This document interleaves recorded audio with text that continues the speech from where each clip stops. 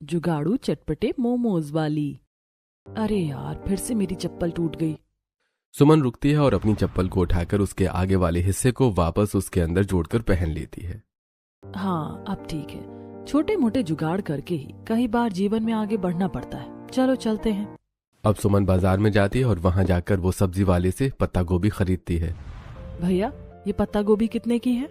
बहन जी 50 रुपए किलो है। बड़ी जल्दी भाव बढ़ा देते हो भैया, कुछ ज्यादा ही महंगी नहीं लगा रहे? जरा कम कर दो। अब बहन जी, जो मार्केट में रेट होगा उसी के हिसाब से तो बेचेंगे। अब मैं अपना घाटा तो नहीं कर सकता। अच्छा ठीक है, तो आप मुझे ये एक छोटी गोभी दे दीजिए, साथ में आधी किलो टमाटर और थोड़ी सी सूखी लाल मिर्च भी दे देना। उसके बाद सुमन गोभी लेकर घर वापस आती है और घर पर सब उसका इंतजार कर रहे थे। मम्मी मम्मी, आप आ गए। आप हमारे लिए खाने का क्या लेकर आए हैं? क्या आप हमारे लिए मोमोज लेकर आए हैं? हमें मोमोज खाने हैं। नहीं बेटा, मैं तुम दोनों के लिए मोमोज नहीं लेकर आई। ये बात सुनकर दोनों बच्चे उदास हो जाते हैं, लेकिन तब सुमन खुश होकर कहती है, लेकिन बच्चों, मैं तुम लोगों के लिए पत्ता गोभी लेकर आई हूँ, जिसके बाद मैं तुम्हारे लिए खुद अपने हाथों से स्टीम और फ्राइड मोमोज बनाऊंगी। साथ में खूब चटपटे मोमोज बनाऊंगी। यह बात सुनकर बच्चे बहुत एक्साइटेड हो जाते हैं और खुश हो जाते हैं। ये आज हम सब मोमोज खाएंगे और बड़ा मजा आएगा। देखो तो सब कैसे खुश हो रहे हैं। वैसे मुझे भी बहुत खुशी हो रही है कि इतने समय बाद आपके हाथ के चटपटे मोमोज खाने को मिलेंगे, क्योंकि आपके हाथ के ही चटपटे मोमोज बहुत अच्छे होते हैं। और इतने समय से हमने बाहर का भी कुछ खाया नहीं है, तो हमारा मन भी अच्छा हो जाएगा। हाँ बिल्कुल, आप सब थोड़ा वेट कीजिए, मैं अभी बनाती हूँ। अभी आप सबके लिए स्टीम और फ्राइड मोमोज दोनों तैयार होंगे। हाँ बेटा, अब तो मेरे मुंह में भी पानी आ गया। अब तो मेरा भी तेरे हाथ के चटपटे मोमोज खाने का मन कर रहा है। लेकिन भाभी, आपको तो पता है कि मुझे स्टीम मोमोज कितने ज्यादा पसंद है, और फ्राइड मोमोज मुझे इतने कुछ खास अच्छे लगते नहीं हैं। और हमारे पास स्टीम मोमोज बनाने का कोई बर्तन भी नहीं है, तो हम स्टीम मोमोज कैसे बनाएंगे? अरे रिया, क्यों चिंता करती हो? तुम्हें पता है ना, मैं अच्छा सा जुगाड़ करके कुछ भी कर सकती हूँ। उसके बाद सुमन मोमोज बनाने की तैयारी शुरू करती है। वो सबसे पहले थोड़ा सा आटा गूंथ कर तैयार करती है और रिया साथ में उसकी मदद करती है। रिया साथ में गोभी को एकदम पतला पतला और बारीक काट रही थी। साथ में सुमन ने चूल्हा जलाकर उसमें पतीले में पानी डालकर टमाटर और सूखी लाल मिर्च को साथ में उबालने के लिए रख दिया था। उन्हें उबालने के बाद और आटा गूंथने के बाद सुमन उसे अच्छे से लहसुन की कली के साथ में कुछ मिर्च मसाले डालकर अच्छे से पीस लेती है। देखो, अब इस तरीके से चटनी तो बन गई। अब साथ में जल्दी जल्दी हम गोभी को भी थोड़ा सा उबाल कर आटे में फिलिंग कर देते हैं। और देखो, मेरे पास जो छेद वाली छलनी रखी है ना, उसी में हम स्टीम मोमोज बनाएंगे। उसके बाद सुमन गोभी को भी हल्का सा पकाकर आटे की छोटी छोटी लोई बनाकर उनके अंदर गोभी की फिलिंग कर लेती है। और उसके बाद सभी मोमोज को पैक करके वो थोड़े से तेल में डीप फ्राई करके फ्राइड मोमोज बनाती है। और दूसरी तरफ एक कढ़ाई में पानी लेकर उसके ऊपर एक कटोरा रखकर उसमें छोटी वाली स्टील की छेद वाली झरनी रख देती है, जिसके अंदर मोमोज को रख दिया जाता है और उसे अच्छे से ढककर स्टीम मोमोज बनाए जाते हैं। उसके बाद सभी को मोमोज परोसे जाते हैं। ये तो बहुत ही ज्यादा स्वादिष्ट है। हाँ मम्मी, ये तो सच में बहुत ही स्वादिष्ट और लाजवाब है। सब मोमोज खाते हैं और रिया ने भी जैसे ही पहला मोमोज खाया था तो वो मुंह बनाकर कहती है, भाभी, ये मोमोज तो बिल्कुल भी चटपटे नहीं हैं, और आपने तो कहा था कि आप चटपटे मोमोज बनाओगी, और चटनी में भी कुछ चटपटापन है ही नहीं। सुमन रिया के मोमोज और चटनी को देखती है और हंसते हुए कहती है, अरे रिया, मैंने बच्चों के लिए अलग से चटनी और अलग से मोमोज बनाए थे, क्योंकि वो ज्यादा चटपटा नहीं खा सकते। वहीं दूसरी तरफ रमेश और आरव के कानों से जब धुआं निकल रहा था तो वो कहते हैं, अरे अरे बहू, कितने मस्त चटपटे मोमोज हैं। इतना चटपटा खाकर तो बड़ा मजा आ गया है। आहा, काफी समय बाद हम इतना चटपटा खा रहे हैं। सच में भाभी, मजा आ गया। बाहर दुकान के भी चटपटे मोमोज फेल हैं इन मोमोज के आगे। हाँ सच में, मुझे भी बहुत अच्छा लग रहा है। मुझे भी अब मजा आ रहा है। इस तरह सभी को मोमोज बहुत अच्छे लगते हैं। सभी मोमोज खाकर बहुत खुश थे और शाम को सविता चिंटू और पिंकी को लेकर बाहर टहलने के लिए जाती है। उसके बाद वो सब वहाँ पर एक चबूतरे के पास सारी औरतें वहाँ पर बैठकर बातें कर रही थी। अरे बिल्कुल नहीं भाई, बहुत गर्मी हो रही है। मेरे तो सांस फूल जाती है। अब यहाँ तक आते आते लगता है बूढ़ी होती जा रही हूँ। अरे अभी कहाँ बूढ़े हो रहे हैं, अभी तो हम जवान हैं, अभी हमें कुछ कमी थोड़ी है। अरे बिल्कुल, अभी कहाँ हमारे में बुढ़ापा आ रहा है, अभी तो पूरी जवानी पड़ी है। अच्छा ये सब छोड़ो, आज शाम को मंदिर में कीर्तन होगा, क्या हम सब वहाँ चले? हाँ हाँ बिल्कुल, ये भी कोई पूछने वाली बात है। मैं खुद सोच रही थी कि बहुत दिन हो गए मंदिर गए हुए, आज शाम को चलेंगे। सभी वहां बात कर रहे थे और बच्चे खेल रहे थे। यूं ही दिन गुजर रहे थे और अब बच्चों की स्कूल की छुट्टियां पड़ गई थी। एक सुबह सुमन ने सबको नाश्ता खिला दिया था और बच्चे थोड़ी देर बैठकर अपना स्कूल का होमवर्क कर रहे थे। रजत काम पर जाने के लिए तैयार हो रहा था। ये कुछ पैसे हैं, मैंने बचाए थे, रख लो, अब मैं काम पर जा रहा हूँ। रजत कुछ पैसे देकर काम पर चला जाता है और सुमन घर का बाकी काम करने लगती है। उसने अभी झाड़ू पोछा लगा दिया था और बच्चों ने भी स्कूल का काम कर लिया था। अब बच्चे बाहर आंगन में बाकी सबके साथ खेल रहे थे।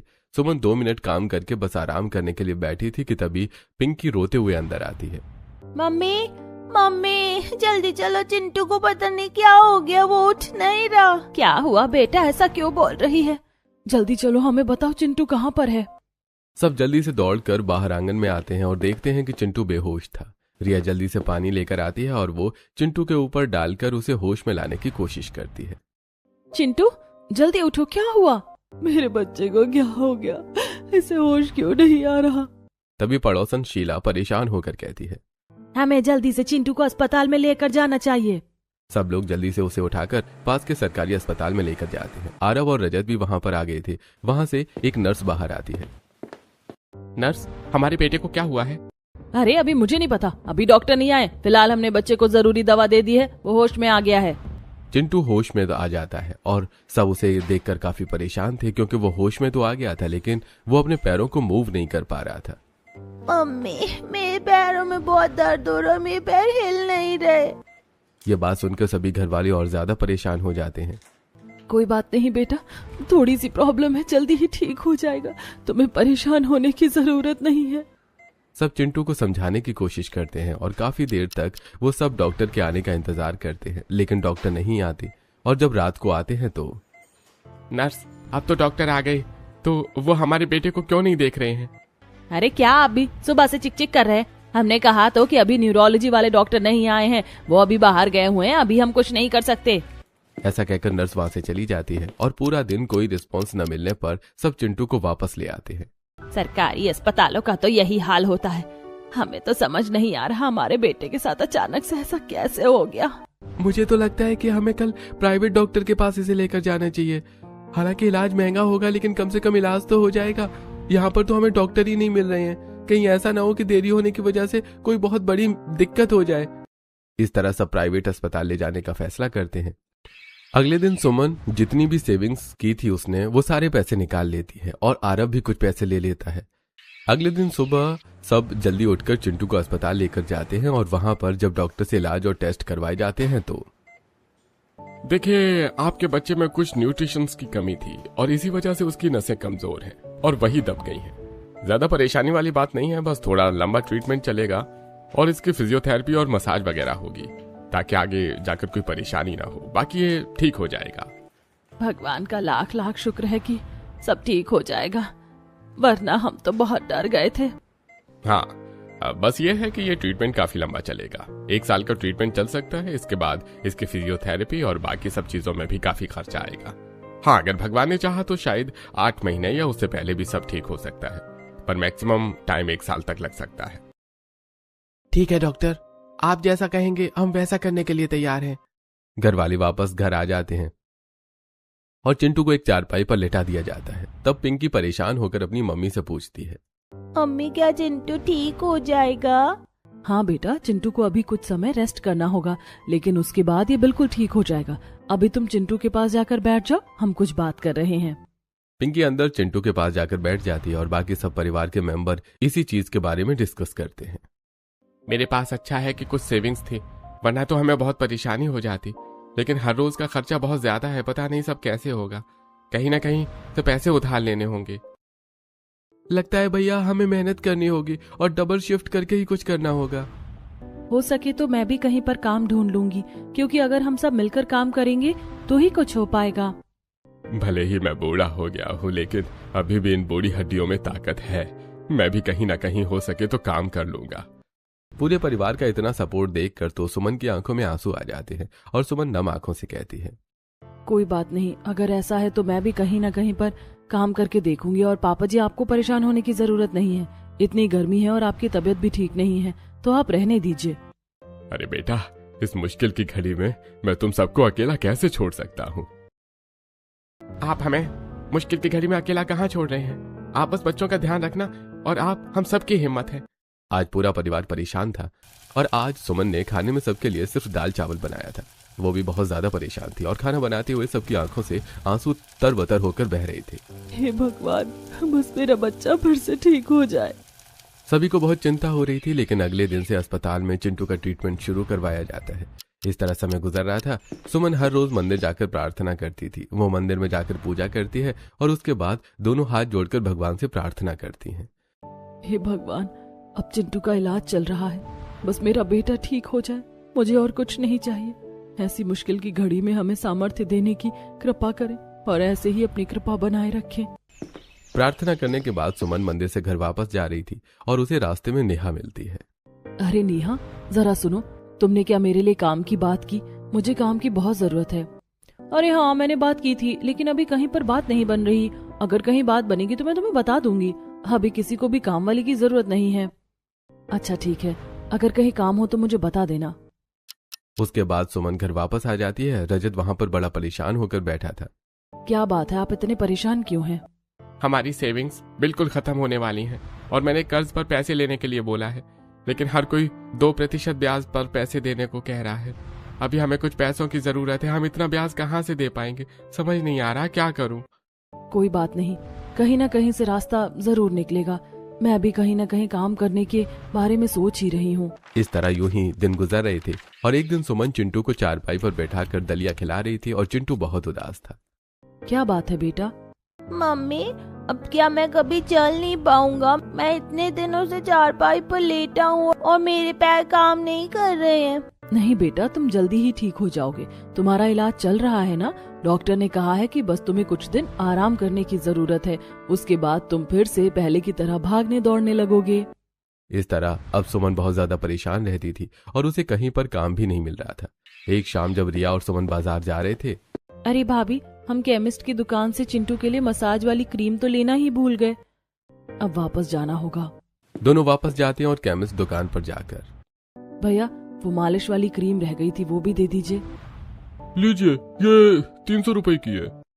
उसके बाद पैसे देकर रिया और सुमन वापस बाजार से होते हुए घर की तरफ जा रहे थे।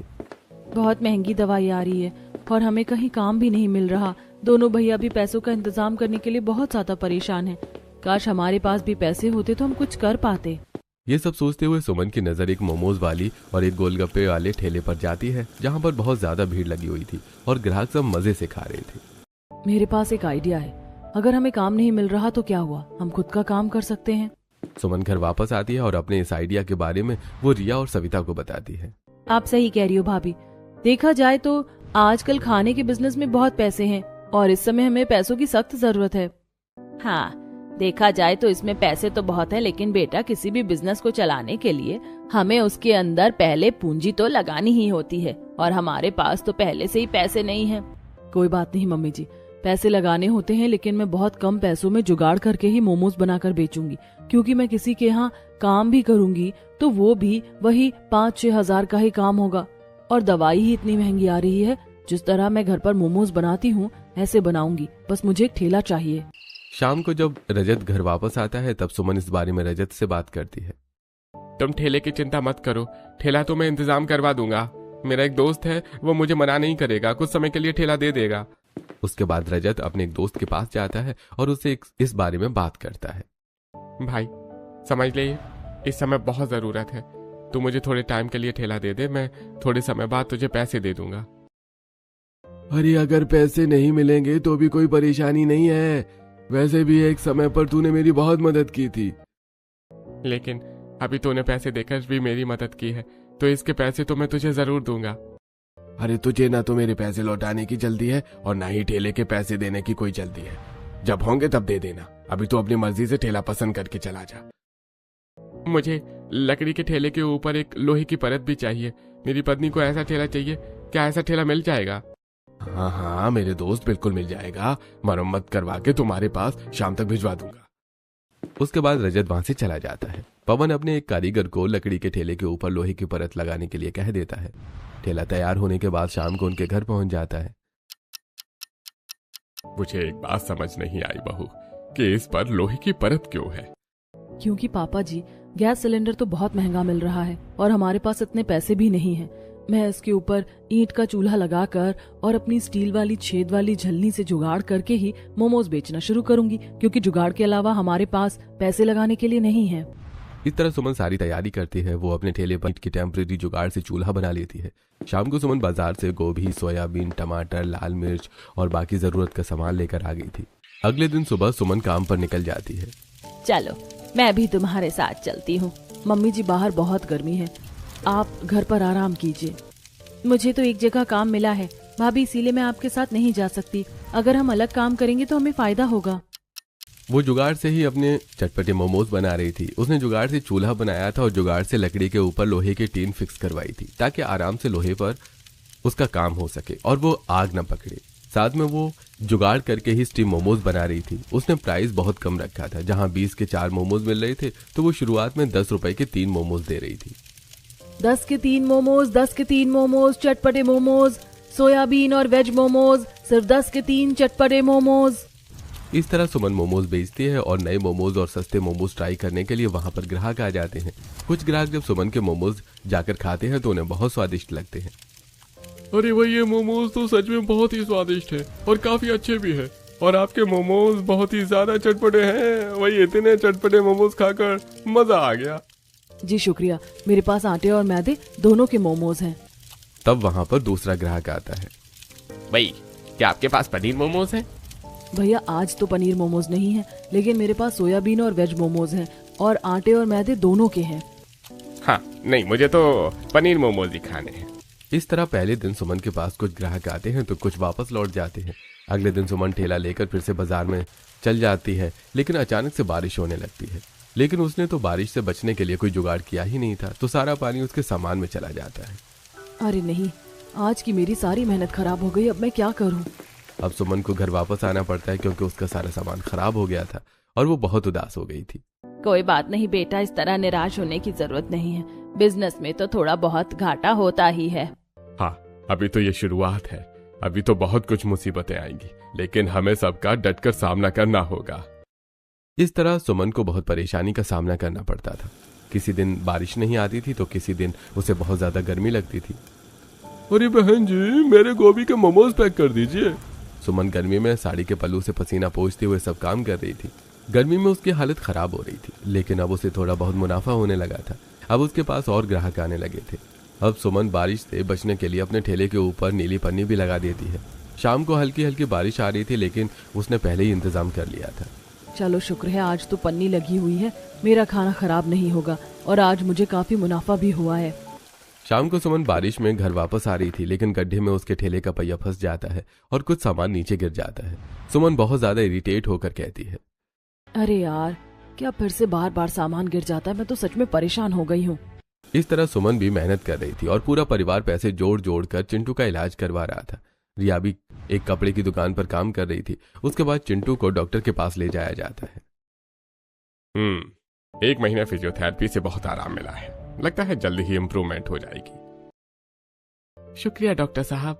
इस तरह चिंटू का इलाज जारी रहता है और जब कुछ दिन सुमन बाजार में मोमोज बेचती है तो उसे वहां का अंदाजा होता है। फिर इस तरह वो और भी वैरायटी के मोमोज बनाना शुरू कर देती है और अब वो साथ में पनीर मोमोज भी बेचना शुरू करती है। साथ में सुमन के बहुत ज्यादा चटपटे मोमोज होने की वजह से अब उसके पास ग्राहकों की लाइन बढ़ती जा रही थी। अरे बहन जी, मेरे लिए जल्दी से मोमोज पैक कर दो, मुझे घर जाकर खाने हैं। बस अभी पैक कर रही हूँ, बस 2 मिनट रुक जाइए।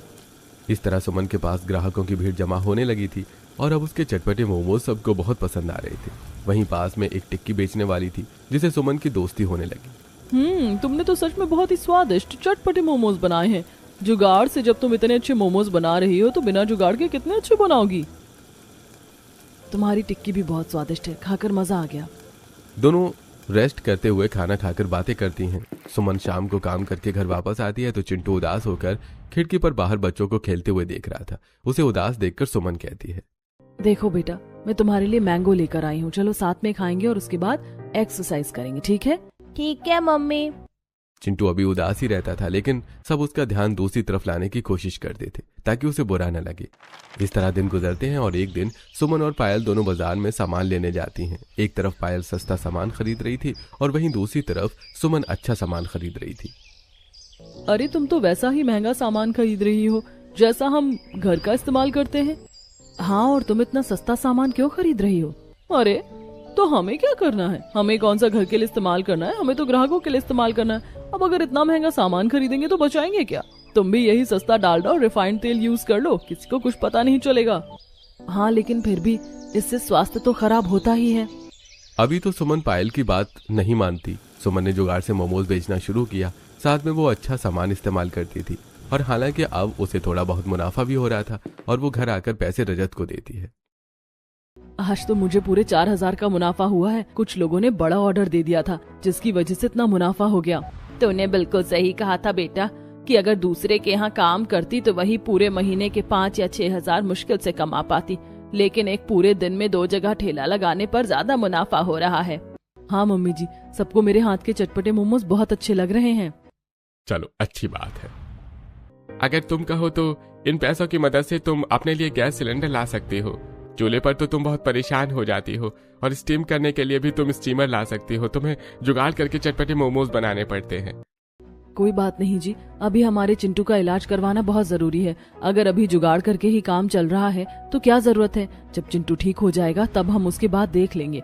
और रिया, अब तुम्हें भी काम पर जाने की जरूरत नहीं है। तुमने मुसीबत के समय हमारी बहुत मदद की, वही बहुत है। तुम चाहो तो जब मैं सुबह बाजार में ठेला लगाती हूँ तो वहाँ तो मैं सब कुछ संभाल लूंगी, लेकिन शाम को जब सोम बाजार या बुध और वीर बाजार में ठेला लगाती हूँ तो तुम वहाँ मेरी मदद कर सकती हो। अच्छा ठीक है भाभी, जैसा आप कहें। अब शाम को रिया सुमन के साथ जाकर काम करवाती थी। रिया भी बहुत मेहनत कर रही थी। वहीं चिंटू का इलाज भी अच्छा चल रहा था और अब उसे काफी मुनाफा हो रहा था। लेकिन पायल की संगत में रहकर अगली बार वो भी सस्ता ही सामान लेकर आती है। सही है, तुमने भी मेरी बात मान ली। अब देखना, अब तुम्हें ज्यादा मुनाफा होगा। हाँ, क्योंकि अभी मेरे बेटे के इलाज के लिए पैसे तो चाहिए ही, इसीलिए मैंने भी सोचा कि क्यों ना मैं भी ऐसा ही सामान इस्तेमाल कर लूं। इस तरह दोनों बात करते हुए वापस आ जाते हैं और अब सुमन भी ऐसा ही सस्ता सामान इस्तेमाल कर रही थी। धीरे धीरे समय बीतता है और अगले साल की गर्मियों तक चिंटू भी ठीक हो जाता है। देखिए, अब तो आपका बेटा बिल्कुल ठीक हो गया है। अब चलने फिरने में भी कोई परेशानी नहीं हो रही है, लेकिन अभी कुछ समय तक आपको इनकी एक्सरसाइज पर ध्यान देना है और अच्छा खाना पीना खिलाना है। जी डॉक्टर साहब, हम पूरा ध्यान रखेंगे। Thank you doctor. चिंटू को लेकर सब घर वापस आ जाते हैं और सब उसे फिर से चलता हुआ देखकर बहुत खुश हो रहे थे। मम्मी, पापा, दादू, दादी, बुआ, चाचू, पिंकी, आप सब देखो, मैं ठीक हो गया। हाँ, मुझे बहुत खुशी हो रही है। चल चिंटू, जल्दी से जाकर बाहर खेलेंगे। इसके बाद चिंटू और पिंकी वहाँ से खेलने के लिए चले जाते हैं। अड़ोसी पड़ोसी वाले बच्चे भी उन्हें देखकर बहुत खुश होते हैं। अरे चिंटू, अब तू भी हमारे साथ खेलेगा? चल हम दोनों पकड़म पकड़ाई खेलेंगे। हाँ, हम सब बर्फ पानी भी खेलेंगे। इस तरह सब बच्चे खुश हो जाते हैं। अब अगली गर्मियों तक सब कुछ ठीक हो गया था। चिंटू भी ठीक हो गया था और कुछ पैसे बचाकर सुमन ने एक दुकान किराए पर ले ली थी। वहां पर उसने चटपटे मोमोज और साथ में और भी चीज बेचना शुरू करना था। आज दुकान का उद्घाटन होता है। मुझे तो यकीन ही नहीं हो रहा कि हमारी जिंदगी में ऐसा कोई दिन आ सकता था। बहू, तूने जुगाड़ से चटपटे मोमोज बेचकर कितना कुछ किया है। मुझे भी बहुत खुशी हो रही है कि बच्चों ने इतनी तरक्की कर ली। अरे सविता, अब तो तुझे हमें पार्टी देनी होगी। तेरी बहू ने इतनी तरक्की जो कर ली है। हाँ बिल्कुल, हम तुम्हें बिना पार्टी के नहीं छोड़ने वाले। हाँ हाँ, मैं तुम्हें अपनी बहू के हाथ के चटपटे मोमोज बनवा कर खिलाऊंगी। इस तरह सब बहुत खुश होते हैं। अब जहां एक तरफ सुमन ने जुगाड़ करके चटपटे मोमोज बेचना शुरू कर दिया था और उसके पास एक लक्ष्य था कि उसे अपने बेटे को ठीक करवाना है, लेकिन कहीं अब दूसरी तरफ दुकान खोलने के बाद सुमन के हाव भाव बदलते जा रहे थे। ठीक है, तुम तो बहुत दिलदार हो। कल तुम चटपटे मोमोज और साथ में चाउमीन लेकर आओगी और अपना मिल्क शेक भी ले आना जो तुम्हारी दुकान पर फेमस है।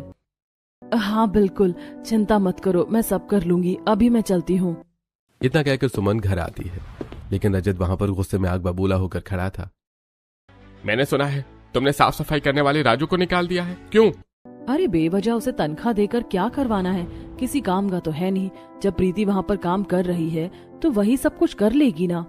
तुमने सारी जिम्मेदारी प्रीति के ऊपर ही छोड़ दी है। वो कहाँ पर खाना भी बनाती है, वेटर का काम भी करती है और अब साफ सफाई का भी काम करेगी। तुम ये सब गलत कर रही हो। तुम्हें अपने काम पर ध्यान देना चाहिए। आपको पता भी है मैंने कितनी मेहनत करके यहाँ तक खुद को कामयाब करके पहुँचाया है। मैंने अकेले नहीं सब जुगाड़ करके सब कुछ किया है।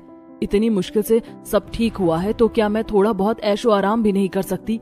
मैं जो कर रही हूँ सब ठीक कर रही हूँ, अपने हिसाब से कर रही हूँ। आपको इस तरह बोलने की जरूरत नहीं है। देखो, ये अहम और अहंकार बिल्कुल भी अच्छा नहीं होता। तुम्हें इस तरह का व्यवहार नहीं करना चाहिए। दोनों पति पत्नी में लड़ाई होती है, लेकिन लड़कर कोई फायदा नहीं होता क्योंकि सुमन के अंदर अभी अहंकार आया हुआ था। अगले दिन वो दुकान पर जाती है जहां पर वो प्रीति को डांटना शुरू कर देती है। तुम सारा काम ठीक से नहीं कर सकती। बाहर ग्राहक बैठे हुए हैं और अभी तक तुमने उन्हें खाना नहीं दिया। माफ करना मालकिन, लेकिन अभी साफ सफाई की थी और अभी ही खाना बनाना शुरू किया है। कोई जरूरत नहीं है ज्यादा साफ सफाई पर ध्यान देने की। तुम्हें बस ग्राहकों को देखना है क्योंकि ग्राहक ही बहुत ज्यादा जरूरी है हमारे लिए। यहाँ रसोई में आकर साफ सफाई कौन देखेगा भला? अगली बार कोई भी ग्राहक 2 मिनट के लिए भी खाली नहीं बैठना चाहिए। सुमन गुस्सा करके वहां से चली जाती है और अब प्रीति अकेले ही पूरी दुकान को देख रही थी। एक तरफ से सुमन उसका शोषण कर रही थी क्योंकि वो बहुत कम पगार में उससे सारा काम करवा रही थी। प्रीति परेशान होकर गर्मी में खाना बनाते हुए खुद से कहती है, अगर मेरी मजबूरी ना होती तो मैं कभी यहाँ काम नहीं करती। देखो तो जरा यहाँ पर कितनी गंदगी लगी है, कीड़े कॉकरोच सब जगह घूमने लगे हैं यहाँ। इस तरह सुमन किसी भी चीज पर ध्यान नहीं दे रही थी। हालांकि अब उनके घर की स्थिति भी ठीक हो गई थी और घर के अंदर का थोड़ा बहुत रेनोवेशन भी करवा लिया था। और दूसरी तरफ सुमन दुकान के लिए बहुत सस्ता सामान मंगवाती थी। बाकी सब सस्ता सब्जी सब कुछ मंगवाना तो ठीक है, अब वो सड़े गले टमाटर तक डलवाने लगी थी। मालकिन, ये टमाटर और मिर्च पूरी तरीके से खराब है। हमें थोड़े अच्छे टमाटर यूज करने चाहिए, ऐसे किसी की तबीयत खराब हो सकती है। तुम्हें मुझे कुछ समझाने की जरूरत नहीं है, जो होगा मैं खुद देख लूंगी। अभी मैं किटी पार्टी में जा रही हूँ, शाम को काम खत्म करके घर वापस चली जाना। शाम को जब सविता और रजत दुकान पर आकर ये सब हाल देखते हैं तो लगता है बेटा बहू पूरी तरीके से बदल गई है। हमें यहाँ पर साफ सफाई कर लेनी चाहिए। बहुत बुरा हाल है, आज हमें बहू से बात करनी ही होगी। अभी रजत और सविता दोनों मिलकर प्रीति की मदद करते हैं और वहां की साफ सफाई करते हैं। रात को आने के बाद अब सुमन को समझाने की कोशिश करते हैं। बेटा, तुम जो ये सब कर रही हो वो बिल्कुल भी ठीक नहीं है। हाँ बेटा, यह काम तुम्हारी मुसीबत में बहुत काम आया है, तो तुम्हें इसकी कदर करनी चाहिए। इस तरह अहंकार में सब कुछ खराब नहीं करना चाहिए, वरना सब कुछ बर्बाद हो सकता है। क्या मम्मी पापा जी, आप दोनों भी हमेशा मेरे पीछे पड़े रहते हो। अभी मैं बहुत ज्यादा थक गई हूँ, मुझे नींद आ रही, मैं सोने जा रही हूँ। इस तरह सुमन किसी की बात नहीं मानती और हालात इतने खराब हो रहे थे कि वहां पर आ रहे ग्राहकों की तबीयत भी ठीक नहीं थी और एक ग्राहक के खाने में कॉकरोच निकलता है जो सुमन की कंप्लेन कर देता है। जिसके बाद वहां पर अचानक से इंस्पेक्शन वाले आते हैं और वहां का हाल देखकर उन्हें बड़ा अजीब लगता है। यहाँ का हाल बहुत बुरा है, हम आपकी दुकान को सेल करते हैं और आपको बहुत बड़ा फाइन देना पड़ेगा। इस तरह सुमन की दुकान एक ही दिन में बंद हो जाती है और सुमन को बहुत बड़ा झटका लगता है। और जब वो वहां से जा रही थी तो उसकी रेगुलर ग्राहक वहां उससे मिलती है। तेरी वजह से मेरा बेटा बीमार पड़ गया, अच्छा हुआ तेरी दुकान बंद हो गई। एक माँ का दर्द तू नहीं समझ सकती। सुमन को बहुत खरी खोटी सुनाई पड़ती है और इस हादसे के बाद उसे चिंटू के पुराने बीते हुए पलों की याद आ जाती है। बेटा, हमने तो पहले ही कहा था, लेकिन कोई बात नहीं, जो हो गया तो हो गया, अब सब कुछ भूल जाओ। अगर तुम पहले ही हमारी बात मान लेती तो ऐसा नहीं होता। मैंने पहले ही कहा था कि इतना अहंकार नहीं करना चाहिए। अब सुमन को बहुत बुरा लग रहा था और वो कई दिन तक उदास होती है, लेकिन उसने कुछ सोचा। अब वो फिर से ठेला लगाना शुरू करती है। जब वो ठेला लेकर जा रही थी तो बेटा, पहले ही इतना कुछ हो गया है, अब तुम्हें दोबारा काम करने की जरूरत नहीं है। मम्मी जी, आप चिंता मत कीजिए, इस बार पहले जैसा कुछ भी नहीं होगा। मैं इस बार पहले वाली गलती बिल्कुल नहीं करने वाली। ऐसा ना हो भाभी तो ही ठीक होगा। लेकिन इस बार सुमन फिर से सब अच्छा सामान इस्तेमाल करती है और इस बार वो सिर्फ पैसे कमाने के लिए नहीं बल्कि लोगों तक अच्छा खाना पहुंचाने के लिए ऐसा करती है और ताकि वो दूसरों की मदद भी कर सके, इसलिए वो इस बार अच्छा सामान इस्तेमाल करती है।